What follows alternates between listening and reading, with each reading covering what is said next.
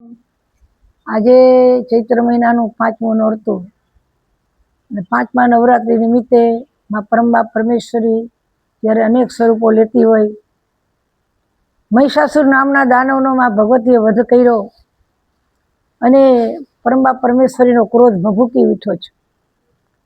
દૈત્યોને રણમાં રોયડામાં ભગવતી રણચંડી બની છે, આંખો લાલ ઘૂમ બની છે, માતાજી ખપ્પર ભરવા લાગી છે.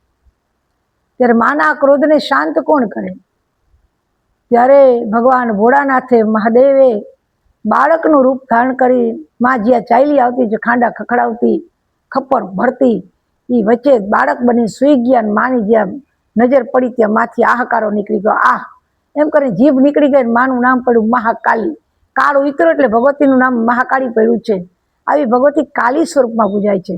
સત્વ રજ અને તમમાં માં ભગવતી મા લક્ષ્મી, માં સરસ્વતી, માં કાળીના રૂપમાં પૂજાય છે. આવી મહાકાળીમાં જ્યારે પાવાગઢના ડુંગરે બેઠી હોય, પતઈ રાજાની દ્રષ્ટિ બગડે ને મારી ભગવતી એમ કહી દે, જા પતઈ તારો પાવો પાપે જશે. અને આજે એ ભગવતીના વેણ સાચા પડે. એ પાવાના ડુંગરવાળી જગદંબા મારી માં પાવાની એ કારુડી દેવ કહેવાતી હોય. અનેકના કુળમાં મારી ભગવતી કારુડી દેવ પૂજાતી હોય. તો આ છે માના દિવ્ય લીલાઓ. માં નાનું રૂપ લે, માં વિકરાળ રૂપ લે, માં સમયે સમયે ભગવતી પોતાના સ્વરૂપો બદલતી હોય છે. ક્યારેક માં ભગવતી નાની લાગે, ક્યારેક વૃદ્ધ લાગે, ક્યારેક યુવાન લાગે. જે સમયે માણસને ઓળખવાની તાકાત હોવી જોઈએ કે આમાં કયું સ્વરૂપ ક્યારે બદલાઈ રહ્યું છે. તો માં ના અનેક ચિહ્ન છે. એમાં એક વસ્તુ છે ગરબો.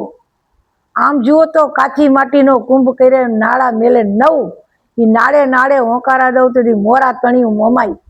એ ભગવતી મોમાઈનો આ બોલ છે. અને એ ચારે બાજુ 9 નાળા કોતરાવ્યા અને વચ્ચે જોત જબુકતીઓની દીકરી દીવો લઈને જાતી હોય. તો એ ગરબો છે. ગરબો છે એ શરીરનું પ્રતીક છે.